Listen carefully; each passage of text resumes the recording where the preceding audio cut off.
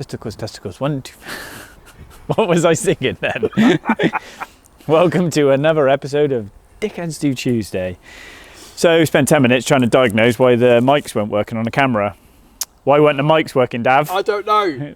Nothing to do with the fact you forgot to plug them in. Might have been the lead that was missing. Use the force, Yes. Luke.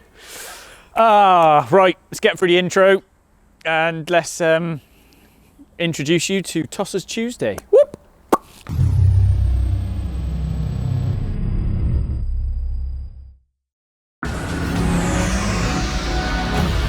Coming in your ears. That was a good TV programme, that. That was good. Phoenix Nights. Yeah. Love it. New word instead of so.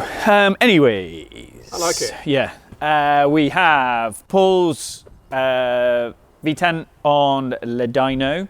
Dyno of Dreams. So we've just got to finish that off. Yes. So we've done service, MOT, and he wanted remaps, that's fine. Wheels, we've done service, we've got to run it on a dyno, and he's opted for some GT rear lights. They look quite sweet. They look good, don't they? Yeah. Do look very good. Yeah, different approach really, because most people go for plus lights, which have got the sweeping tails, but I really like the GTs. I like those, yeah. GT's best I rate anyway, so. Here we go. Waiting on parts, waiting on parts, waiting on parts. Parts. Trying to find, James's came up for some work and it failed MOT on emissions, and he's got a blow-in exhaust header at the Flexi. So me and him are on a hunt to try and find him some new manifolds, used ones ideally, because new they are £2,500 each, plus the VAT and its engine out. So yeah, not a nice build to have, but we'll get it sorted. Maserati waiting on the control module. UDW, the warranty company, have authorised all the work, so that's having like oil cooler and a few other bits and pieces, radiator fan. So that's ready to go in the workshop really. Yep. We had a customer cancel on us today, so I got £2,500 worth of suspension sat there, and he cancelled this morning. So we have space this week to do work. The Golf I haven't done anything with. You fancy a Golf? Yeah. Get in touch. Get in touch. I am waiting on the last of the roof parts for RT11, and then that's all done. For the living life of me, that one's full of water, so we're waiting on an interface module, and the carpets are out drying. So it got caught in a flood in his garage. Yes. And it filled the inside of the car, and it rotted the interface module out. So the interface module is exactly what it says, lives in under the driver's seat, and it interfaces. There you go. Davla interfaces. Ron Seal effect, And it isn't was full of, it's just got full of water. So we've got the inside dried, so that's dried. Now we need to rewire the module and put a new module in it. So we're just waiting for that to turn up. We are waiting on the last of the engine parts for Tosh's to turn up. We are waiting on a steering rack to turn up. For the S7? Yeah. Don't see many of these about. No, pretty cool. Yeah. Pretty cool. We're waiting on the customer to authorise the engine coming out the silver one for some work that it needs doing. Yes. Richard's rear shock is off being rebuilt because he's got Bilsteins on it. We've had the wheels done. We've serviced, it needs a service, but when the shock comes back we can get that finished. Wheels are looking mint. And then Ian's is in for, we'll check it, oil leak, check for an oil leak, and I think something about his rear dampers. I think that's about it. I think so. So we're all caught up outside. I think so. Go through the door of dreams. Inside, Here we are. Ben's car. We're just trying to sort out parking sensors at the minute. So we're just checking the module under the seat. The skyline will be tomorrow's video. Yes. So we've got some work to do on that. Have a quick look. There it is. So we've just been going through all the parts we've got to make sure we've got everything to put the gearbox and the clutch and the flywheel together. So yeah, we'll run through that tomorrow. These are the carpets out of the blue one, look. So they just come as formed units. You sort of take the trims. Well, you can see, look, where the wiring had started to corrode there, look. Yeah. And all that green is off the wiring loom. Oh dear. So fix that. The McLaren, we obviously pulled the head off, diagnosed valve guides on one side, and Leo said, well, we obviously will do the other side, so we've got both heads out and stripped. Yeah. So, yeah. Mitch can put the covers back on it in a minute to protect it when we go home in the evenings. Just needed to show you guys. Juden has got his Pro Detail car in. Your little Trek toy? Yeah, looks cool. Yeah, looks good. Out of winter storage. Yes, and then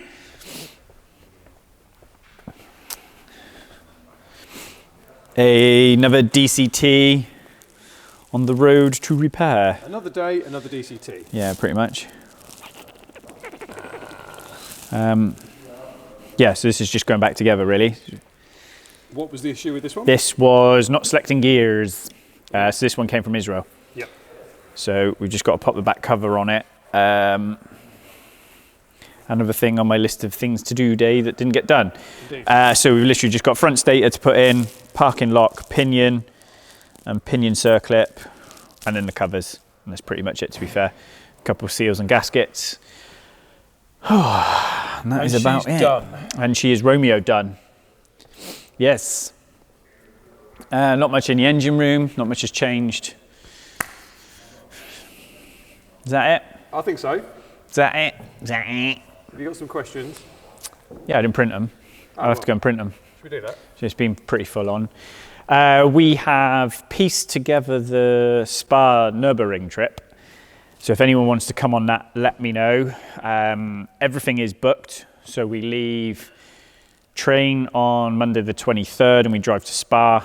We stay overnight in hotel, Monday night at Spa. Open pit lane track day on a Tuesday. Stay at Spa Tuesday night in a hotel. Drive to the Ring Wednesday. Stay in the apartments at the Ring Wednesday night. The Ring track day, it's not a TF day, it's a track day. Thursday. Stay at the apartment Thursday night. Ring track day Friday. Stay at the apartment Friday night and then train home on a Saturday. Wow. So it is quite an itinerary. It is pretty full on.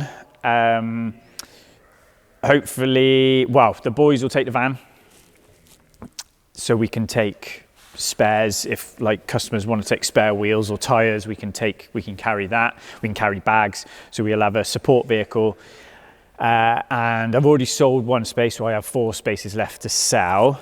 If you are interested, let me know. It isn't cheap, but good things aren't. Very true. So it's £4,895 a car. So there's obviously 4 cars to go. You can bring a passenger, so that's all included because the rooms I've booked are doubles or twins. So every car has a twin room at every accommodation. Obviously the train, they don't care, it's a passenger. The only thing that you will have to pay for is passenger wristbands at the track days if you want to take passengers, and your food, drink and fuel. Job done. Job I done. imagine there'll be quite a lot of all of those. Yeah, the cash flow or paying for that has hurt, but it'd be cool because I had to do it because the Spa and Ring running a 2-dayer the same week never happens. Yeah. So the second it came up, it's like mental. And I think you looked the other day, didn't you? Isn't it like nearly £8,000 someone's doing a similar trip? Yeah. It's like 8 bags. Wow. So this is a bit of a bargain. It is a bargain. Get it bought. Get involved. Yeah. So if you're interested, let me know. You just need a car now, dear boy. Thanks, mate. Porsche GT4, anyone? Wow. Club Sport 981 GT4. We having that? Sounds good. Yeah. I'll have some of that. Have some of that. Right, let's go and print some questions, and then we can answer some questions. Howdy, howdy, ho. Howdy, ho. We have some questions for today's sermon. Take a pew. I'm not a Jesus guy, but... Big Dave! Hi guys, great video. To do a twin turbo build on an R8 Gen 2, is there a particular year that works best? As the car will be ECU tuned for the upgrade, presumably it doesn't matter if it's a performance or not. Can you twin turbo a Spider, or would you not recommend it to the extra torque when launching? Right, the biggest thing we always say is, as late as you can is best. Gearboxes are a big thing. So a plus has different gear ratios to a non-plus. So a Spider would normally have the longer gears like a non-plus. So you just need to watch that, that's all. Can I just adjust your mic, please? Is that better? Is my mic better now? Am I all mic'd up? How much of that did you hear? Pardon? Yeah. You got me then as well. At least I plugged it in now. Yeah. So I would say if you're going to go to that kind of investment to twin turbo one, a 17 or an 18 plus is probably the best one. They had different gearbox softwares in them. It was just the best all-round R8 before they went silly and put OPF filters in the exhaust. So I would probably do that. But for me, I'd always say use a plus. Unless you're going to go and do proper roll racing where you're going to be over 200 mile an hour, yeah, just go for a plus. A6KHU question: what suspension do you use if you remove mag ride from a Gen 1? Is it possible to apply the same to the Gen 1 Plus? Right, so a Gen 1 Plus is passive, and we use, when we convert mag ride, we use OEM passive suspension from the same year. So you can't just put plus suspension on because it's different ride heights. You just need to get the right year. But we would basically, there's two options. There's comfort and sport. We'd talk to the client and then we would essentially put on passive suspension. So the suspension that came on an R8 of that year, if it wasn't mag ride basically. When you get to a Gen 1 Plus, they're normally mag ride. So, sorry, they're normally passive. So I wouldn't worry. You would just change like for like. So that's about it. Robin Wilson: hey Rick, I am one of your band of coffin dodgers, 70 plus. I like that. I love all the tech stuff, please keep it coming. I have what is probably a daft question, but can you explain to me the reason for using finger followers as opposed to running the cam directly on a valve bucket? Thanks again, Rob from Doncaster. Lots and lots of reasons. Mainly around the geometry you want to run your valve train on. So Audi, so the V10 out of the Huracan and the R8 use a roller rocker, and that's used in like everything. So it's got a hydraulic tappet, an arm with a roller on it, and the roller runs on the cams, and that what pushes on the top of the valve. There's no shim. The advantage of that is less friction because it's a roller. The disadvantage of that is if a roller comes apart, you get needle bearings everywhere and it causes a mess. The other disadvantage is if your valve train gets out of control, if your noisy buggers. I know. If your valve train gets out of control, they can jump rockers really easy because the rocker basically locates on a knuckle or with two fingers over the top of the valve. So if it gets out of control and it jumps off, you can have engine failure. Cam on bucket is probably more common than anything else. So the camshaft runs directly on the bucket. The problem with that is it's a very high friction load, or it's high friction.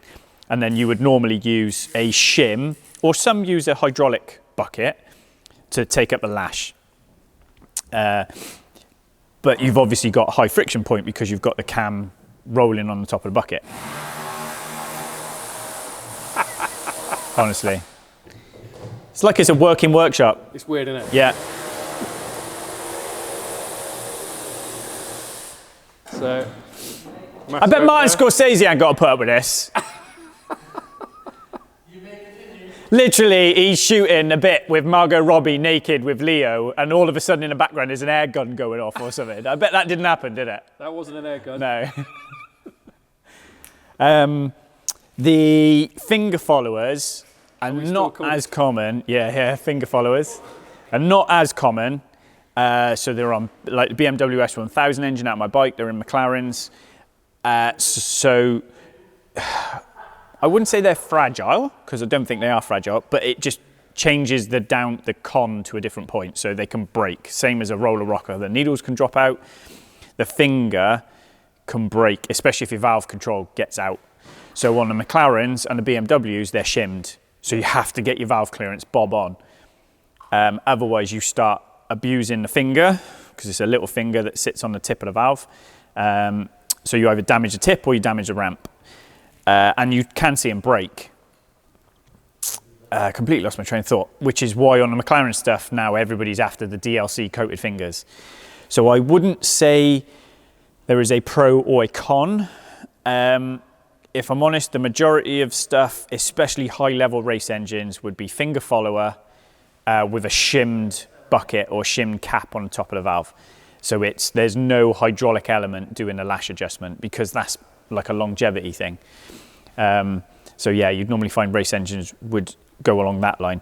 Remember as well that a cam doesn't wipe in the same point. A cam wipes across. So you'll find that on a roller rocker or on a finger follower, the ramp on the finger and the ramp on the roller affects how the valve lifts. So if you were to draw out what the cam's doing, if you draw the lobe of the cam, your roller ratio or your rocker ratio affects that movement, but also the ramp on the finger and the ramp on the roller affects the movement as well. So just because your cam gives you a certain, what you would assume is a certain ramp rate or ramp shape, by the time you've gone through the rest of the valve train geometry, what your valve movement is different. So you've got to watch that as well. So I would probably say more high level stuff is finger follower. I hope that answers that. That was a ramble. That was pretty in depth though. Was it? Yeah. It is. That is. I have thought about buying a cam measuring jig, and it would just be something else, very, very expensive. That sits in the corner and just looks cool. Because we don't do huge amounts with adjusting cam profiles, because when you've got variable valve timing, you can kind of hide some of that. Yeah.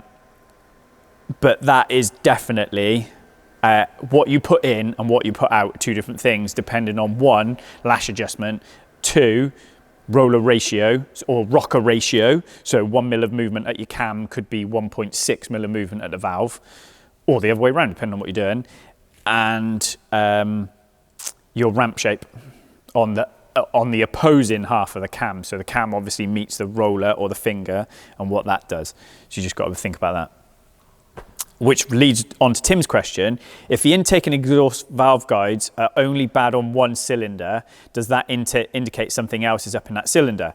So he's talking about the McLaren, whereas one cylinder's worth of valve guides were absolutely wiped out. Tim, this goes back to Robin's question where I think the valve adjustment was wrong. I think it was too tight and it was always load on the side of the valve. So it was always pressing on the valve. So that's what I think. So basically then what's happening is instead of there being the valve sat on its seat and the roller's got lash, it has an element of lash, I think it's always loaded. There wasn't enough free play.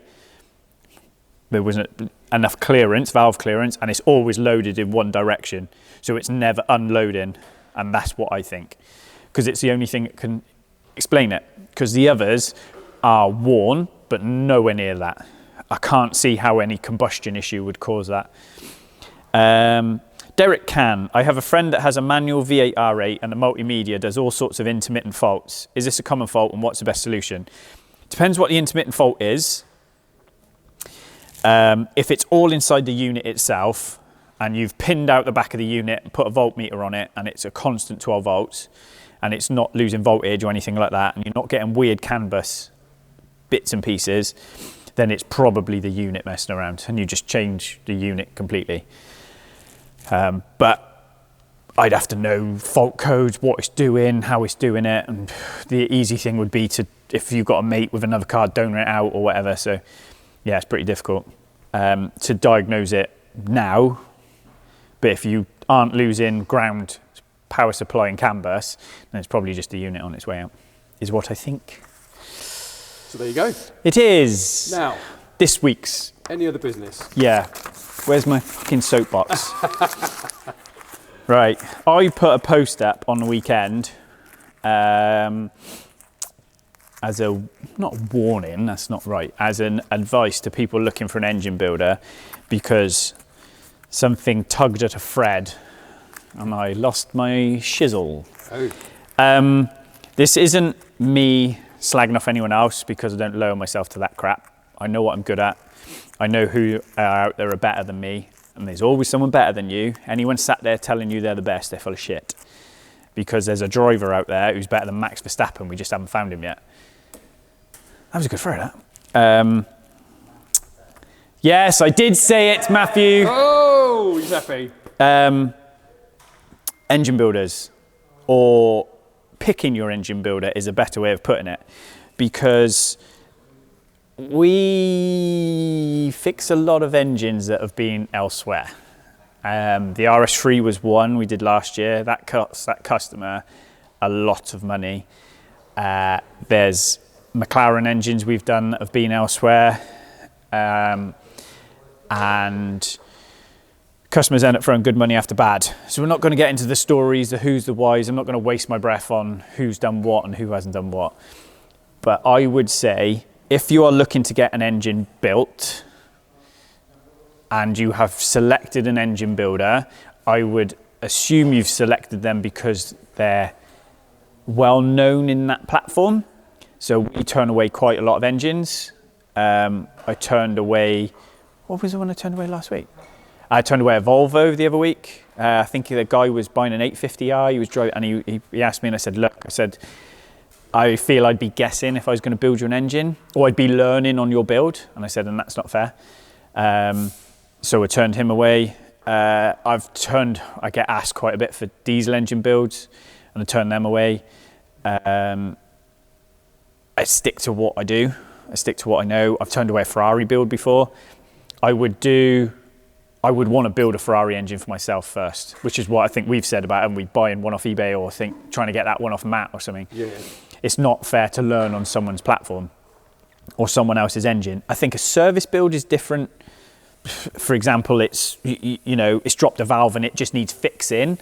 I think I would be far more okay with that, taking that on, than a performance build. When someone wants to push the limit, you need someone who's been there, knows what they like, knows what they don't like, knows why they fail. And you asked me about a V10, and we're getting there with the McLarens as well, and we know what's what. So if you're looking for a builder, I would assume you've found a builder in the area that they're well known for, so that let's pick something so no one can say I'm having a swipe at anyone. What's a ridiculous... a Ford DFE. There you go. Right? We don't build them. So straight away I'd say we don't build them. I don't know what they like. I don't know what clearances they like. I don't know what the valve train likes. And I could do a job. I could build one. But it's not fair for me to take X money and then learn on your engine when you're expecting a certain sort of thing of service. So you need to find an engine builder who does those, and you need to be in the circle of talking to those people. Then when you've found one, or think you've found one, because 9 times out of 10 now, people find people on either social media, which is the big thing, and I've got a big gripe on that, or online forums or stuff like that. And it's easy to look glitz and glamorous. There's that really famous picture of a bright, shiny apple on social media, and then there's a mirror behind it, and the back of it has been bitten and it's rotten. Have you seen that? Yeah. So it's the same kind of thing, right? It's easy. What we post on social media, which is the idea of these videos, you kind of see warts and all, right? You see them dickheads walking around. You know what I mean? You see the piles of cardboard stacked up in the corner because the bin man haven't been. That's the point of it. You see it warts and all. But on social media, you look at my social, I'm not going to post any of that. Yeah. I'm going to post what looks shiny and glitzy. So you need to find people who have the substance behind the vision or behind what they're showing.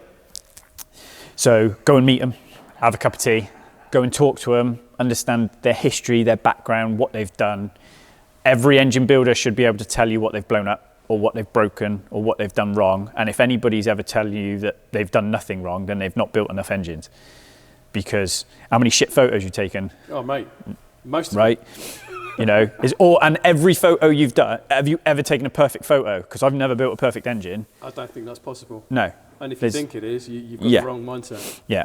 We said last week, didn't we? The Daza I built for Berto that took the European record, that's the closest I've ever got. And I was allowed the freedom to go crazy on that. Yeah. And I can still sit here now and think of things I would do better. Yeah. Because the ones I built after that, I was like, oh, we should do that. And then it moves on. So it's always the same. So go and meet the engine builder. I would always encourage, if someone wanted, I think me and Simon, who had the blue Gallardo, before we took his car on, I think me and him met 3 or 4 times. And now he lives here. Yes. But he's the airline pilot. But we met a number of times before he went, I want you to build my engine. Yeah. Because it's a relationship. You've got to be in this, married couple, mate. You're in this together through thick and thin. When you get it apart and you find out that the block is fucked or unusable, or you find out that the pistons are on back order for 18 weeks, this is a relationship you two are in for the foreseeable future. So you have to get on. You have to get on. You have to be able to be open and frank about each other. You know what I mean? The Murcielago customer at the minute, we spoke to him Friday and he's mint. He's buzzing when we send him photos. We chat on WhatsApp and all sorts. So you have to have that relationship. And I'm not saying, you know, you have to feel comfortable with that. So you have to go off and you've got to explore the recommendations you've had for engine builders. Then go to their workshop, go to their engine room, see what they build, see how they build it, how they behave, see the tools they've got. If they're smashing it together with a chisel and gaffer tape, you know, and having all the fancy stuff doesn't necessarily mean they're any good, but just starting to tick things off a list. So see what equipment they've got, see the cleanliness they work to. Yeah, and then ask them for customers' details. Oh, who have you built engines for? So, you know, now when we build race engines, it's from an introduction of another race engine we've built. So like, who builds your engines? Oh, such and such. And then, you know, and it comes around that way. So you've got to be, if they're not being open with that, then you start to get red flags. Because I was getting pretty fucked off with shit engine builders, or people who don't even build their own engines, slagging me off online, basically. And one came to a head where I was chatting to a customer about building them an engine, and we were really open. You know, we're not going to be the price point for everybody. You can have it cheap, reliable, and fast. Any two. Well, I do fast. I do reliable, so it ain't cheap. And that's not for everybody, and that's fine.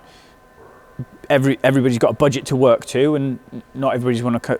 You know, I'd never, if that's how you feel, if you don't want to use it. I would much rather that than force a situation and 6 months down the line it's an untenable position and you're falling out. But we'd quoted a job, we'd gone through it, we'd quoted a customer, and he was obviously talking to a couple of different people, and then it comes back from the customer that we'd been slagged off to his face by another tuning shop, which left a bad taste in his mouth, because it's like, why are you doing that? And it kind of it really got my back up, really, because the last engine we did was repairing their fuck ups or repairing their cock up. So it's, if you're having to kick down someone else's pedestal to make yourself taller, something's wrong. And I think luckily we deal with that type of client now, that they see the value in that. Yeah. I don't slag anybody off. I worked for an engine builder in Gloucester 10 years ago, and he's probably one of the best engine builders in the country. And when I left, we had a fallout. It wasn't an amicable split, but I worked for Race Developments. But honestly, one of the best engine builders in the country. You can't argue that. And I've sent people to Tim. Yeah. I've said, I don't do that, go and have a chat with Tim. You know, our personal differences when I left, because I worked there for a long time, me and him were really close, and it went downhill. But our personal differences has nothing to do with what I think of him as an engine builder, and actually the value I took out of working from him for what I do now. So you just have to, you know, like if you, GTRs, you'd go to Lichos, wouldn't you? You'd go to Litchfields, you wouldn't go anywhere else. You'd go to talk to Ian, you know?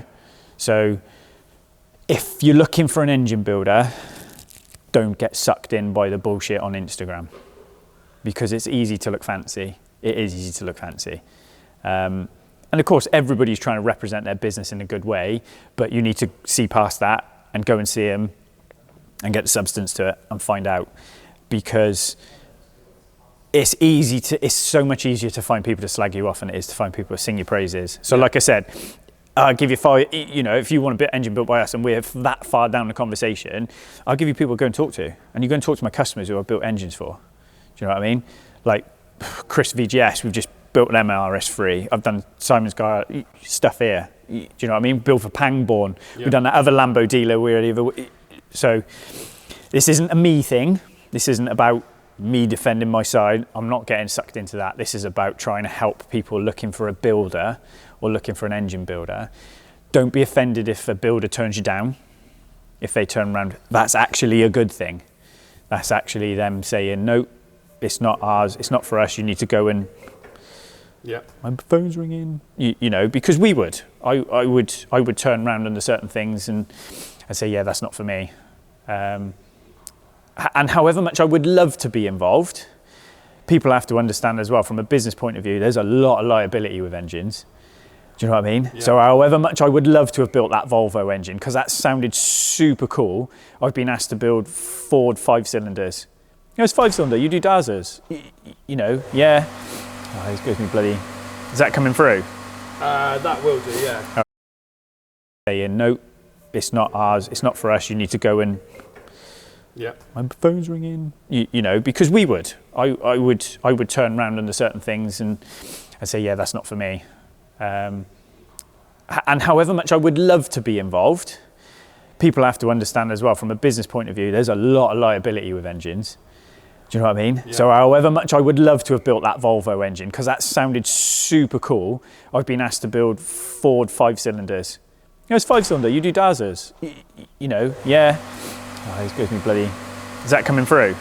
That will do, yeah. Shut the door because the compressor was on. What did I say?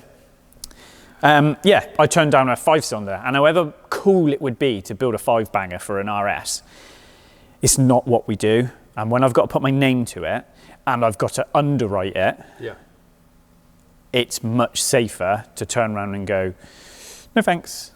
Do you know what I mean? Like, we did a lot of 4G63s and 4G64s when I was at Race Developments. Would I take one on now? Probably not. I'd send you to Simon Norris, because that's what, and Dave, who works for Simon, has forgotten more about engines than I'll ever bloody know. And that's always the way, right? I used to use a machinist in Whitney. He was the engine builder for ProDrive. So there's so much experience and knowledge out there with engines. But the good ones will always say, yeah, we stick to what we know. It's not fair to learn on your pride and joy. Yeah. So, you know, but I'll always try, like, people ask me and they'll go, oh, who do you think? And I might have a recommendation. If you want a Ford DFV built, no, the perfect guy, mate. He's in Lynham. You know, he builds them for a living. Yeah. If you want, what were they called? The BMW Mega Bombs, the Formula One engine that was in it was an old 1 litre turbo or whatever it was. That's Brody up in top of Swindon. He's renowned for them, and 16-valve Toyota twin cams. Yeah. You know, so it's just, yeah. But the weekend that really got my back up, because people in glass houses shouldn't throw fucking stones. Do you feel better now? Yeah, I do a little bit. It's hard, right? Because the racer in me wants to smash him into the gravel and come out and slag him off. Yep. And I'll post messages at what I had. Yeah. It just makes you look like an absolute tool. Do you know what I mean? Like, you're just better off, and it is hard, just taking a high road, not saying anything, trying not to upset anyone, and just getting back to it. Yes. But I struggle some days. I know. I need to go and ride a bike. That's what it is. I need to take my anger out on a bike. Yes. Yeah. So, yeah. Happy days, right. Thanks. Can I put my soapbox away now? Yeah. I don't know. This is where I get flamed for this. This feels, I tell you what, right? I should take, this must be what like Lee feels like at Barham's. Yeah, yeah. Because it's always bloody, he's always getting people, that's the problem, innit? If you're having to kick someone's pedestal to make yourself taller, you're a twat. Bleep. Bleep that out. I'm going to have some bleeps in this one. I know. So, sorry, mate. before we go. Yes. What did the Mercedes do on the dyno? I can't remember. Should we go and look on the dyno? Should we check it? Give me 2 secs, I'll go and look. Mercedes power. We forgot. We did. So I checked on the dyno. 663. 663. So if you guessed correctly, come on down. You've won a hat. Did we say hat? We did say hat. We did. Cool. We won a hat. One winner, one hat. One winner, one hat. Got to be bang on the money. 663. So, thanks for joining. If you're depressed. 663? Yeah. It's an E63. Yeah. Oh. I know. I did it on purpose. I didn't. Could have been better if it was 666. Well, that would have been the It would have. the number of the beast. Good song, that. Yeah. That absolutely threw me. What are we doing? We've lost the plot. I know we have lost the plot. Yeah. Thanks for joining us. If I've depressed you by whinging, then complain to someone else about it. Don't bring your negativity here. Karl's going to Japan, isn't he? Yeah. Yes. When does he go? Like 14. Is it? Valentine's Day. Not to nice. Yeah. He's leaving his he's leaving his missus on Valentine's Day to go and look at Jap cars. So we're gonna strap a GoPro to him and hope he can figure out how it works so that he can come back with some miserable videos about cars. I think this is going to be a winner. I don't think he'll do any filming because he'll literally blow his load over there, wouldn't he? Yeah. Where Miss Patson? Could you? There he is. Let games come over because we can't. Come on, mush. Here, boy. Why have you got wet hands? Come and stand close. Otherwise we won't pick you up. Yeah. Right. Come in closer, everybody. Because you've got. Otherwise, we won't hear you. Thanks for joining us. And speak up. Hello. You're going to Japan, I am in a couple of weeks. are you? I You're might. leaving Mary Kate on Valentine's Day. Yeah, literally going on Valentine's Day. Oh yeah. She's happy about that. She probably is actually. Your miserable face at home. Yeah. He's going to go and play dad for 2 weeks. We've lost it now. Anyway, where are you going? If you say Japan, you could just leave. Who are you going to see? Yeah. Who am I going to see? Yep. Yeah. Japanese people. Oh, I just want to go home. I think we're done. Yeah. Japanese people who work at where? HKS. No. Top secret. What's top secret? Big people. Yeah. Mines. Not the mines, but 9. I can't remember. Some other Spoon? places. Spoon. Yeah, Spoon. Maybe. BR. Nismo, BR. Yeah. Bloody hell. Those places. Right, so we have to give you a camera. Can you work a GoPro? No. No. Didn't think you'd be able to. Karl on tour. Yeah. Defend from Sunday. What did they say on the videos? You should see Karl on tour. We should get a t-shirt, mate. Yeah, no. Karl on Karl's tour. going on tour. I got a chest mount. You can just wear a chest mount the whole time. All we'll hear on camera is his heart going click, click, click, click. I'm reading that. I'm not going to have to eat for 2 weeks. I don't know what to eat. Anyway, Yeah. we've got to get the abuse in, mate. We'll miss you when you're gone. Not. He comes back. Yeah. Good. Unless he comes back with literally cool stuff for the car. And if you I'm going to take a like, spare suitcase. Yeah. if you like Karl to do anything particularly over there, let us know in the comments. Streaking through the quad to the gymnasium. Gymnasium? Can't even speak. Oh, that is hard work, mate. Yep. Should we go? we go? It is like Yeah. 4:20. Yep. So Thanks for coming. thanks for coming. You've made all the Fulham difference. goblin. 4:20. Yeah. Right. Anyway, cheers. Smash the buttons and let us know how bad this carnage went. Say bye, Karl. Goodbye. Goodbye. Goodbye. It's goodbye from me. It's goodbye from him. Yeah, whatever.